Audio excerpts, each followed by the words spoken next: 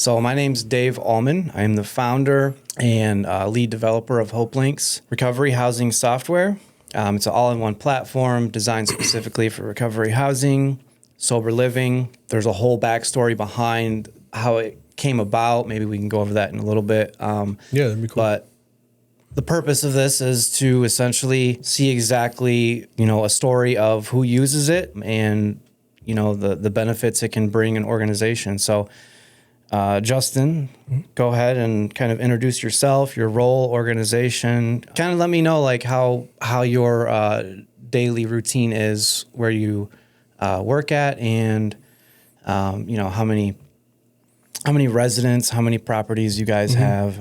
So yeah, I'll just kind of pass it over to you. Yeah, my name is Justin Stone, Director of Housing at Vital Health. We have, I think 60 beds right now with right around 40 occupied because we just opened up a very, very large house. So Nice. That comes with its own set of difficulties. But one of the things that I do every day is I have to check census and go over paperwork and stuff like that. And the new feature of the daily email makes that super simple for me. Like I just get to work and I pop that up and check it out and then update the rest of the staff as needed. It's been a really handy tool. That's one of the newest features, right? Yeah. And that has eliminated the every couple of days I get a text or a chat or whatever. Hey, what's our census at? Where's this at? What can we, what's this look like? And it just gets sent to me and a couple other key players, and then we can meet about it if we need to, and it makes it real simple. Nice. So kind of like elaborate on what exactly the feature is how to, like, was it easy to set up? Was it user friendly? Yeah, like, absolutely. did it take you a minute or? Yeah. Well, so one of my favorite things about this has been that I've got to see the iteration from one to now. And each step of growth has been super cool. And the fact that because you came and did a training with our staff and you're like, well, this is how you do it from here. And then when you left, I set that up and it was incredibly quick. It was just going to the settings on the census stuff and click a couple buttons, man. Yeah. It's super and self-intuitive. Like if you can read, you can figure it out. What if I can't read? Well, then probably you're not going to be in my position. Okay. Okay. That's cool, man. I'm glad that it worked out for you. Yeah. I know that was a specific feature that was requested. Mm-hmm. And when it was requested, I was like, why didn't I already have that? But like, that's the whole part of like working together and understanding that, like, for one, I don't know everything. Although I have experience working in recovery housing, that doesn't mean that I've worked at every single recovery house or treatment facility. So I know the operations can differ organization to organization. But it's important to hear and to listen and to actually apply those changes specifically, for what you requested. Mm-hmm. So I know you've been at Vital Health for how long? January 13th is when I was hired. Nice. Yes. And I can't remember, but was that before or after you guys were using HopeLinx? Before. That was before? Yes. Okay. So can you tell me a little bit about, like, what did it look like before you guys implemented the HopeLinx system and then kind of like that transition? So when I came in, it was paperwork everywhere. So I'd have to get the intake process on paper, right? I'd have to have the resident rights, the resident agreement, the codes of conduct, the liability waiver, and the handbook all paper, and then go through everything, one thing at a time. And it was the thing that made it most difficult for myself was the scanning process of getting everything back into the system, getting it out of the computer and then back into the computer completed. And with HopeLinx, it's been able to eliminate that big chunk of every intake. Yeah. So if we had 3 intakes in one day, I would have to create a new folder, create a new drive, or a new folder in my drive and on my laptop. And this just does all of it in one place. And when I have the ability to edit those forms as a needed, because we've updated our handbook since then, it's been, copy, paste, delete what I need to, edit what I have to. It's made it a lot simpler. Time management is always an issue in any administrative role. And if I can eliminate a, 10 to 30 minute task out of my day for one intake, depending on how it goes, it makes it much simpler. And it's also a lot easier to train someone on how to actually do an intake, versus having to show them where all this different stuff is in the drive, and then have them print it out and then go over it all. I just create their account and say, here you go, do the intake. Yeah. And I can do that off of what our front desk collects. And it's streamlined my intake process way easier. I can spend more time on the administrative side of things that I need to do, setting up accounts with other agencies or other companies and purchase orders and stuff like that. Yeah. Yeah. So I kind of want to dive in a little bit to like the saving time piece of it. And I know from me and my experience working in recovery housing, it was difficult to save time. There was so many tasks and things that needed to be done around, this specific recovery house that I was working at. And I can remember there was times where I just wished that I had more time to actually do the purpose-driven job that I wanted. Yeah. And I did, but I felt like, and that was kind of like, that's the backstory of kind of how HopeLinx came about. But I know for me, it was important to have time to actually spend with the residents, the clients, and get to know them and for them to get to know me and to have that impact in their life of that person that was there, that was always going to be there to have, that they could talk to.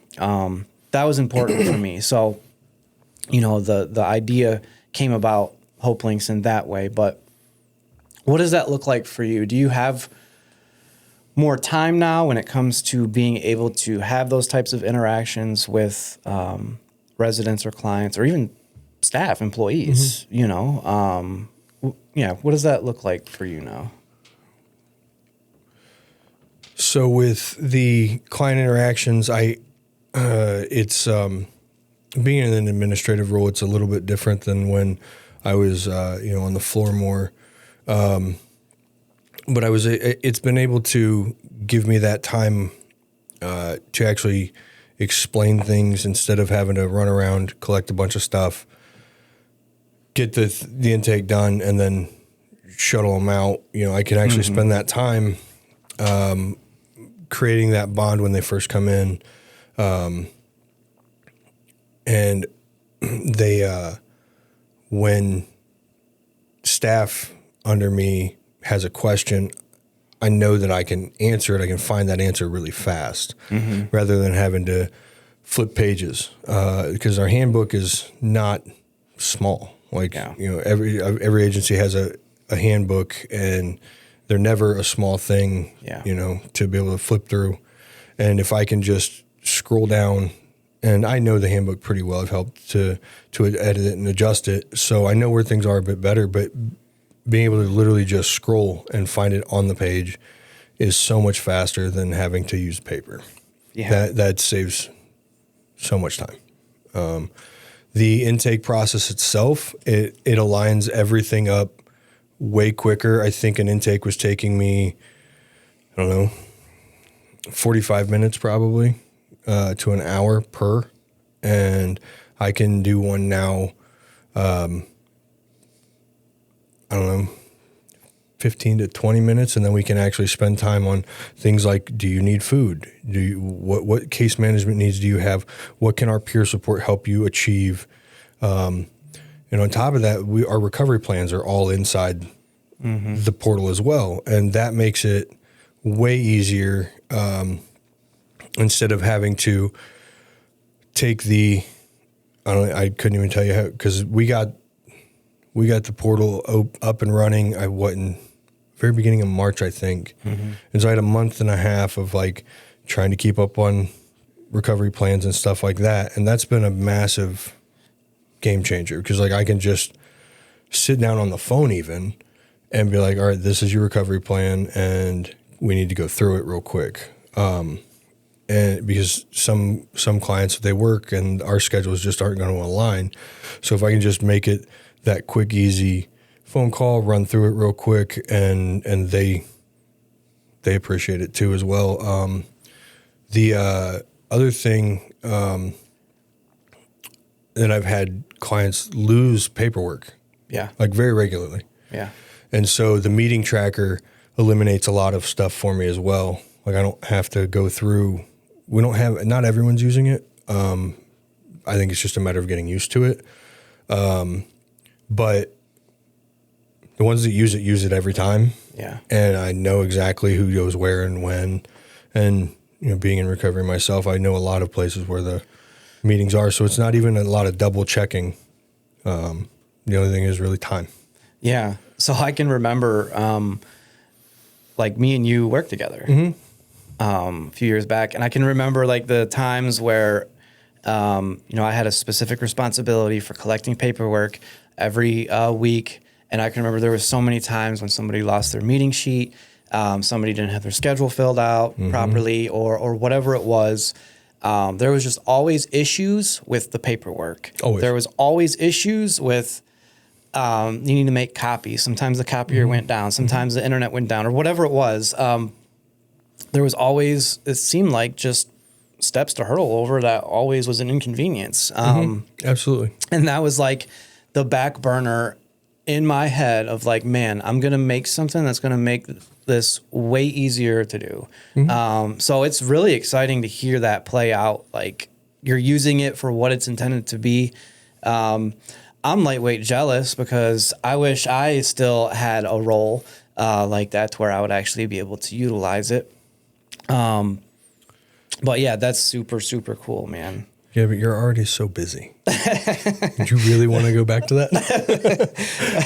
The interaction part is the fun part. I will say that, yeah. The purpose for me, that was everything. Being able to be there for somebody when they needed it. Yeah. For the simple fact that, like, when I was in recovery housing and I was a resident, I can specifically remember a few people that were just always there, regardless of whatever my attitude was, whatever mistakes I made, it did not matter. So yeah, when I worked in that field, I made that a point of like, it doesn't matter how many times you mess up, I'm always going to be here. I might not like that decision you made. Yeah. I don't agree with it, but like, I'm going to be here because I don't want to see you die, Correct. Yeah. And that's the reality of it. And it's, a sad thing, but yeah, it's life or death, Absolutely. Very handy to be able to actually sit down and go over things with them. And when like those negative, we all make not awesome or not optimal choices, right. But the ability to be able to be there for people has been absolutely amazing. And to be able to sit here and point to this thing, like, this is what we agreed upon and how can I help you achieve this thing has been really, really cool because I can just do it from my phone. Yeah. Like I can do it from my phone, and that's wild to me. Imagine that. Yeah. I mean, well, when we worked together, everything had to be done on the computer. And like, it's cumbersome because you go into a resident's room even to go do something and sit down with them because, that's where they're most comfortable. And just to take your laptop in there and it's not optimal. So the fact that there's two versions of it on my phone, like I can get the the desktop version if I need it. It's incredible. Yeah. So we have the administrative side, the employee side. So what does it look like in your organization for the residents? Do they utilize it? Do they, you mentioned a moment ago about the meeting tracker. That's great that they use it. They don't have to if they don't want to. Is there anything else that they use, like for the rent payments or anything else? So the housing program fees is incredibly simple. It's just like anywhere else, like any store you go to, you just punch in like an online store rather, I should say, where they just punch in their card number if they have one, and it makes it real easy for them to pay it without ever even having to come to my office. Or even if they do come to my office, I can sit there and pull up that tracker and punch in a payment made. We're currently in the process of swapping over to the membership portion. Yes. Due to our structured program fees. And it's incredibly cool that I can set up our fee system in the order in which it is and have it automatically swap over. Yeah. And I'm really looking forward to finally getting that all swapped over. It's just a matter of time. Like you said, man, time management is a big thing here. The other one that I really appreciate, rather than trying to keep track of text messages, is maintenance requests. Yeah. I'm looking forward to once we are expanded far enough and we have a full-time maintenance person on staff where I can have them linked into it as well, and they'll just automatically get it. But because they're not in the agency, I'm not gonna, have someone else get those. Yeah. The maintenance was a thing that I wanted to put in there for the simple fact is every other place that I've worked, the maintenance was always a disconnect. I didn't have the phone number. Nobody knew where this guy was. There was a time when one of the pipes burst in the middle of winter. It was like negative 10 degrees outside. And I had no idea what to do. I called my immediate supervisor and he had to get a hold of the maintenance guy, whatever. But being able to have a system like that to keep track of, maintenance in a particular order, being able to have it specifically for a maintenance person, it just keeps everything organized. It keeps it clean. It keeps it moving. And then also, too, just being able to see the backlog of everything. Yeah, that's been a question that I've had actually asked of me. Wasn't recently, but it was probably shortly after we implemented the portal. What does that look like? How am I handling it? And I was able to pull it up and actually give like a actual presentation on what I was doing rather than just fumble through over my words and try to explain. Simple couple clicks of a mouse and here you are. Here's what we do. Yeah. Dude, that's super beneficial to actually have it there as a visual. And the pictures, because anytime I send out to someone that's going to be doing the maintenance, the fact that I can just click on it, download a picture, and send it off. Yeah. Very handy as well. Yeah. Yeah. Overnight requests and visitor passes as well is another thing that we use it for. Those are probably the most common, if I'm honest, aside for intake. But and the fact that we can now do the multiple of a single form, because I was just going to duplicate the same form multiple times to every account, and we can now toggle on the multiple visitor form because I have more than one friend, so it's unreasonable for me to think that our residents only have one buddy that wants to come hang out, or if they want to do step work, they can have their sponsor over for a while, and it makes it really easy to follow as well. Like because people get haircuts or they shave their beard or whatever, right? And I'm like, I don't know who that is. Let me go through, and I can actually pull up every visitor request form by the form, and be like, okay, that's where they're at. Okay, cool. Yeah. I know who that is. Yeah. Yeah, I know the forms feature is pretty robust.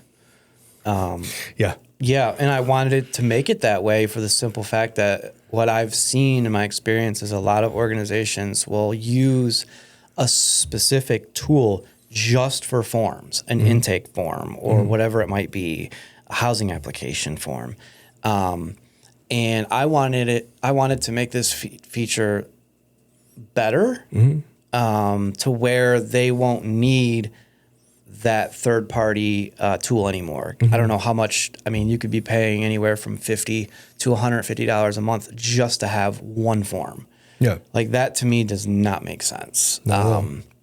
So I wanted to add that into the HopeLinx software and allow the users to create their own form, how they want to make it with whatever fields they want, to be able to set it as a public form to where it can be an intake, housing application, or internal forms to where they can essentially have their handbooks or their, their rights, all of the forms that are standard in recovery housing, you can put in there. So,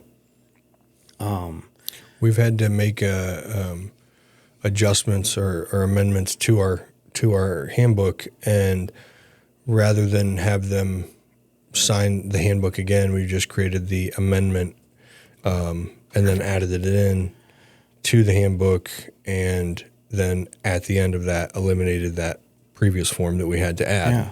So it just was a quick bang bang. Yeah, that's perfect. That's perfect. Imagine all the paper that you saved.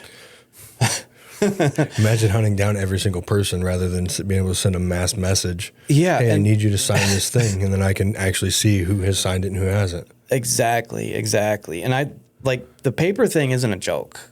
Like, it's a real problem. I remember working at where we worked before. Like, we were always running out of paper. The paper budget was ridiculous. Yeah. It just didn't make sense. On top of that, the filing system was terrible. You know, well, I mean, it was terrible because of the space it took, and the fact that we had to do it all by hand. Yeah, all by hand. Intakes, discharges on a daily basis. So pulling files, adding files, people changing information that they needed to change. It was absurd. A feature that and this is my fault, that I was not utilizing optimally was the discharge. The notes has been incredibly handy. Oh yeah.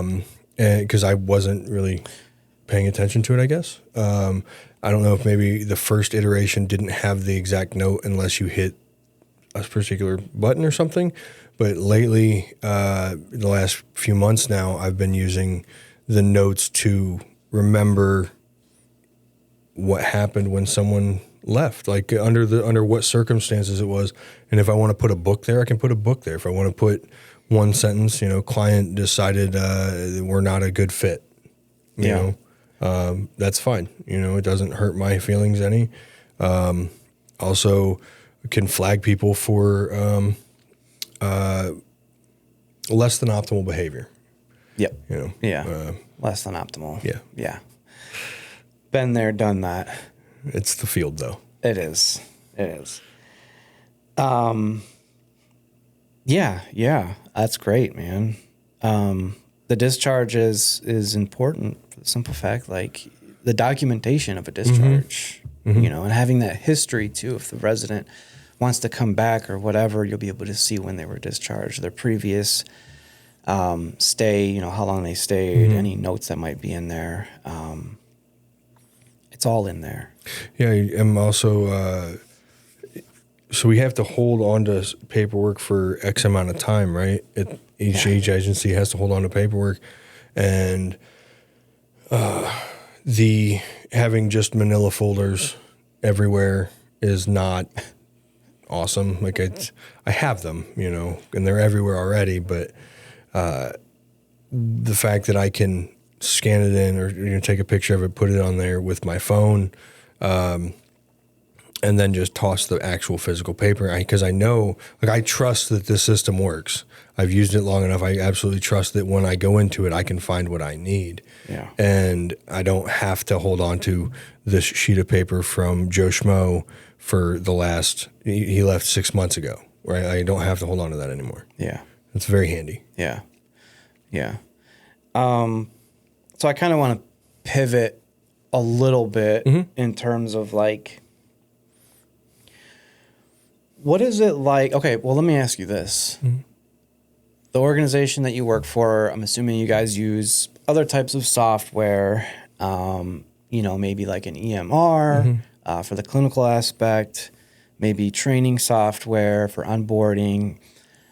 What is it like working with a founder-led company that's small, but new, growing, and ready to make a difference? What is that like?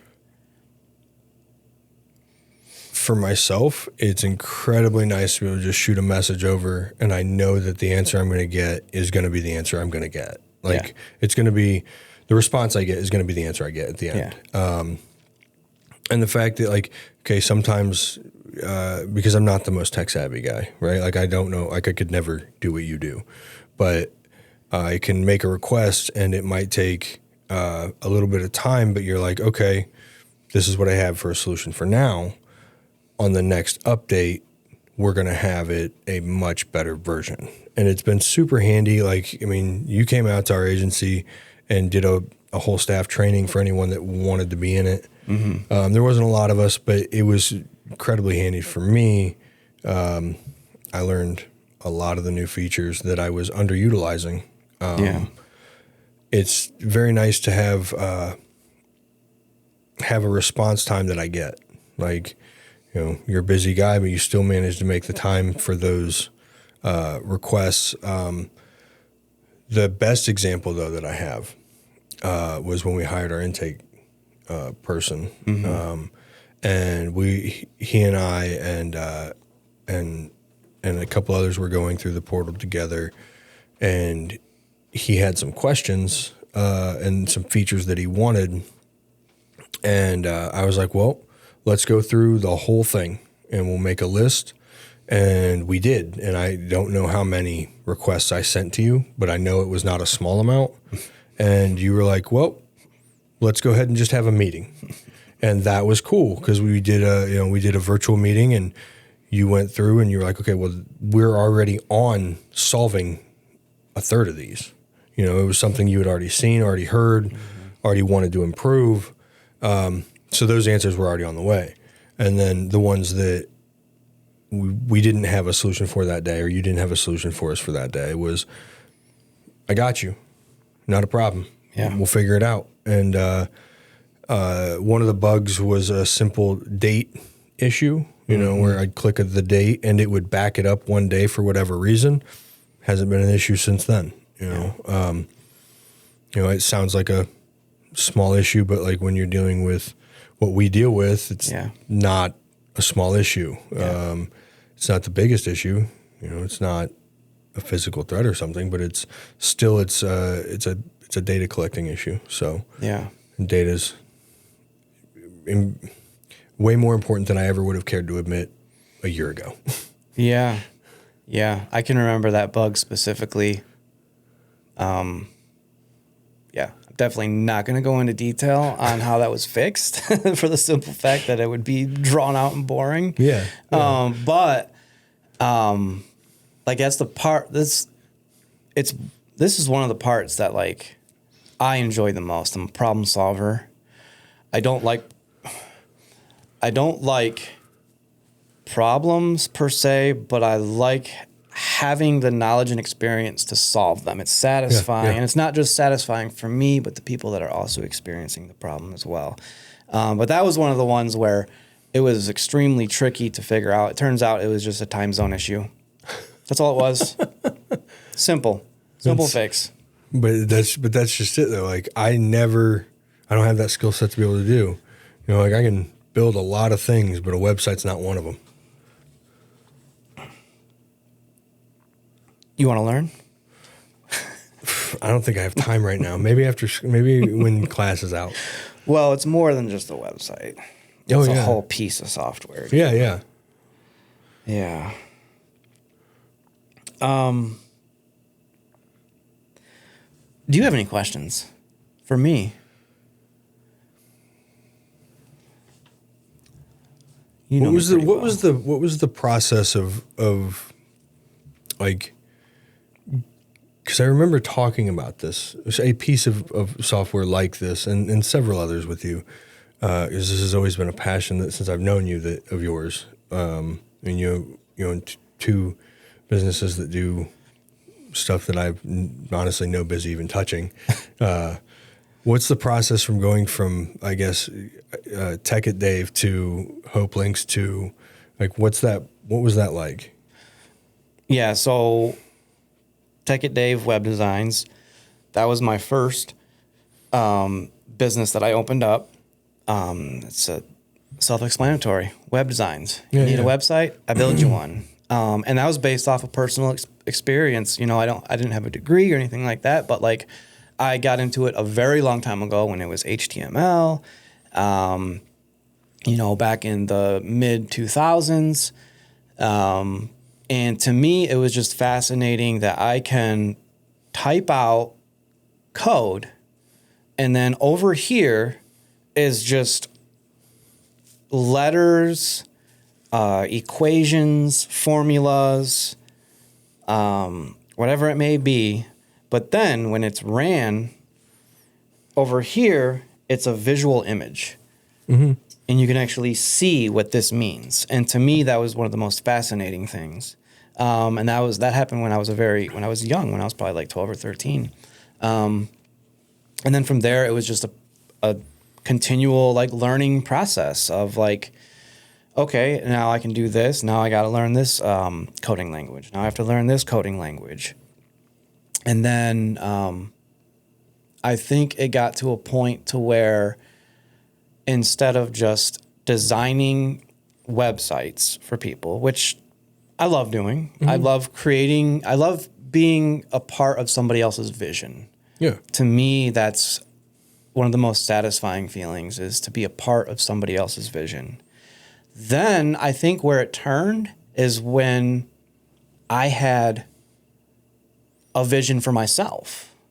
And I had a vision for what I could do and how I could apply my skills to help organizations in the field that I love and that I've pretty much always been a part of.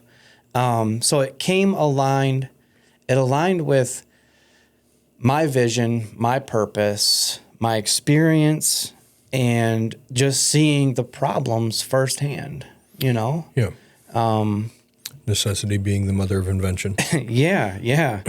And it was really, really exciting when this thing started happening. When I first started rolling it out and people started using it. At first, I didn't think it was going to work.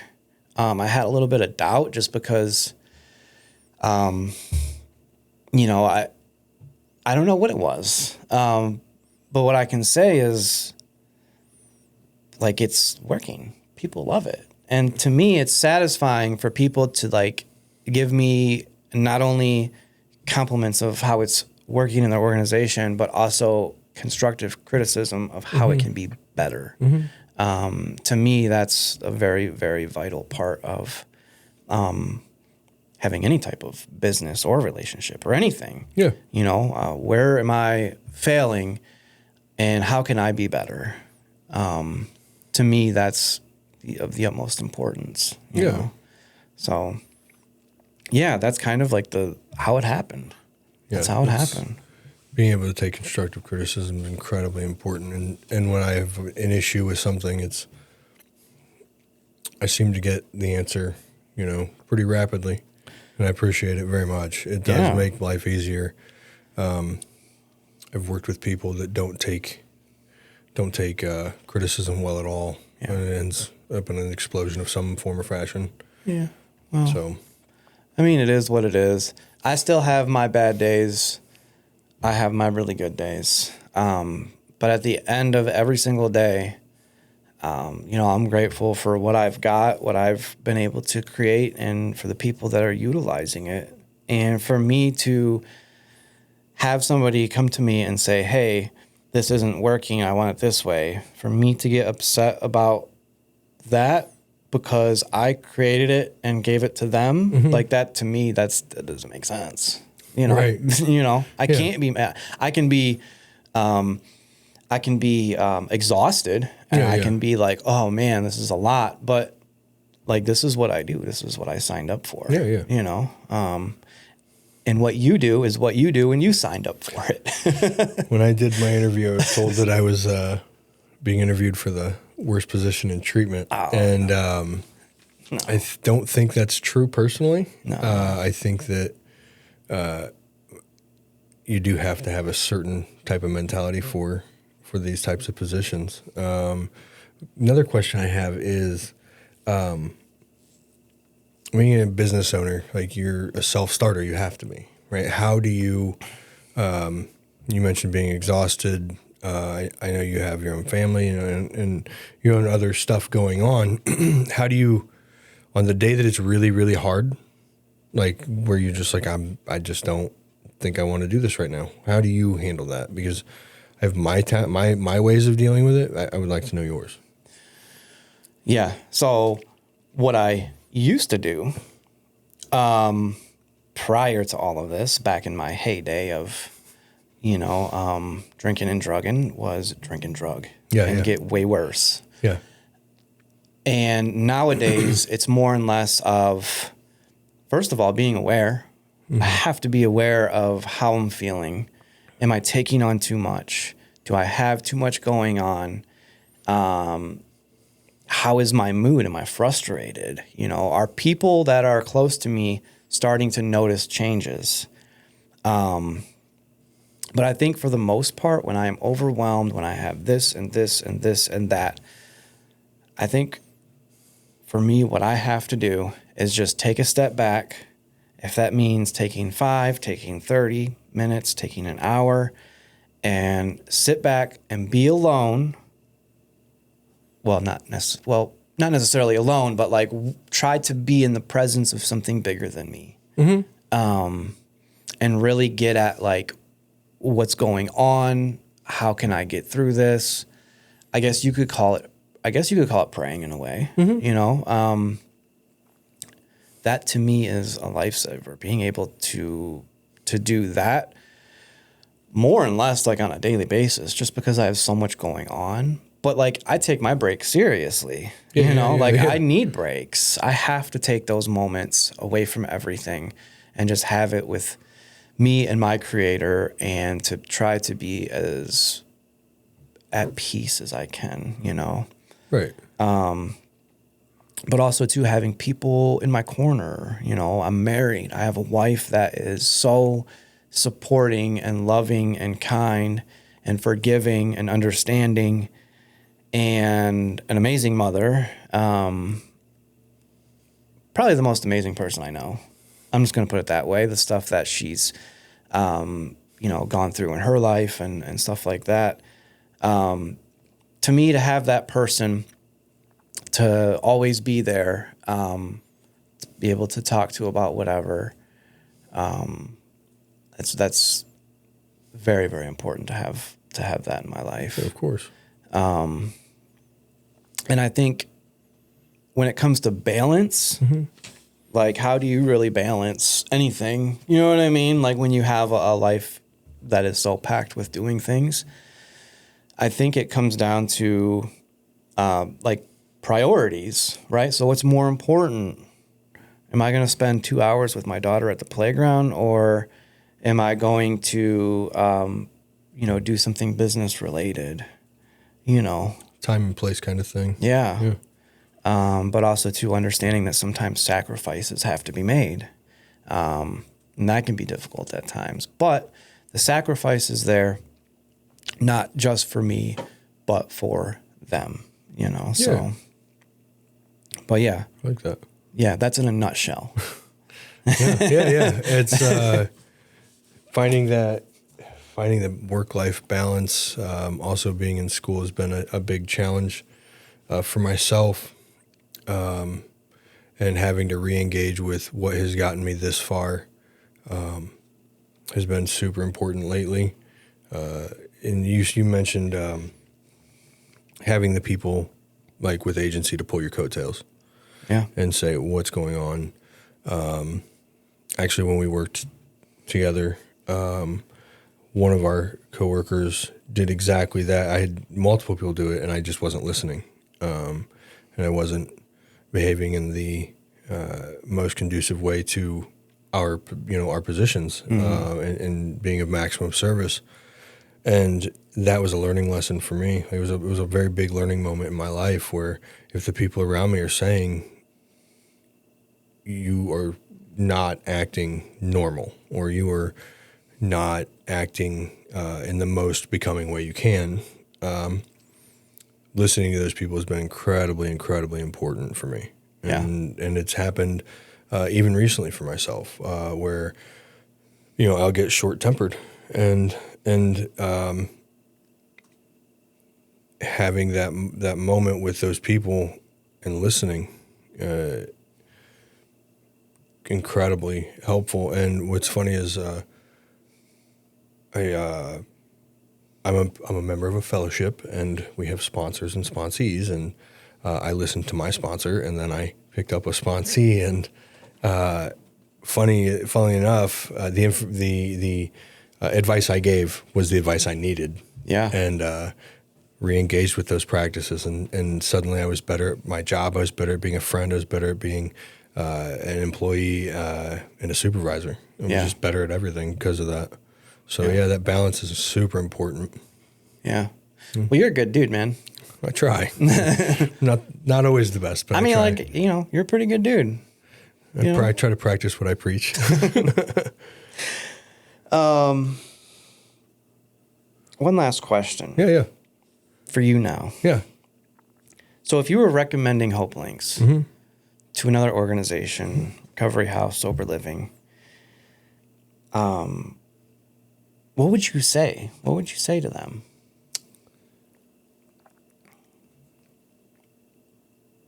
Funny you say this. You asked that. I've actually done this in a ORH meeting.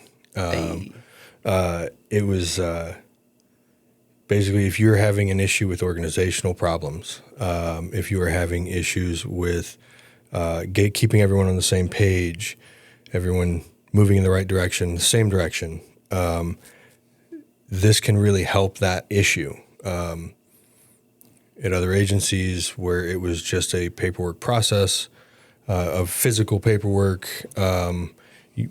losing paperwork is always a big issue, and that was the issue presented. So I was like, this will eliminate a bedboard on an Excel or a Google Sheets. This will eliminate your need to even have a printer available at any given moment. This will eliminate the pains of trying to organize how you want your intake process to be. And you can call Dave. I gave your email information out, so that way they could reach out to you, because at the end of the day, the goal is recovery housing is our residents' success. And if we aren't moving at optimal performance, we aren't giving them optimal service. And that this helps me do that regularly. So in a nutshell, that's it. If you want to be better at this job, we need to use the tools that are available, and this one is available. Yeah. And I think it's a big part of it is people don't know that this is available. So I think that anytime I can give that word of mouth out, whether it's to another agency or even someone that's not even necessarily in recovery housing, I'm sure you can at least point them in the right direction for a tool similar for whatever field they're in. Yeah. And the cool thing about this is we offer a free demo. So if anybody wants to, kind of explore exactly what this is and the features that it entails, we do offer a free demo to where I will actually sit down with you one-on-one or one-on with your organization and kind of lay out everything of what this is, the benefits it can have at your organization. And then we also offer a 14-day free trial. And I did that specifically for the fact of like, let's try this before you actually commit to it. Just because that's, from my experience, when I try software, I want to make sure it's the right fit for me. Yeah. You know, so why not offer something of, of value to somebody to where they can experience it at no risk, to where they can essentially just try it out. Try it out. If it's not the right fit, it's not the right fit. If it's cheaper than the software that you're currently using, fine. If it's not, okay, what can I do to make it cheaper? But the idea is for this to be affordable to any organization. And at the price point it's currently at, there is no denying that it's definitely, it's definitely affordable, you know? So yeah, thank you. Yeah. Thank you for talking with me. Yeah, man, I appreciate it. You're the Thank best. you. Appreciate you, Dave. I try. Yes.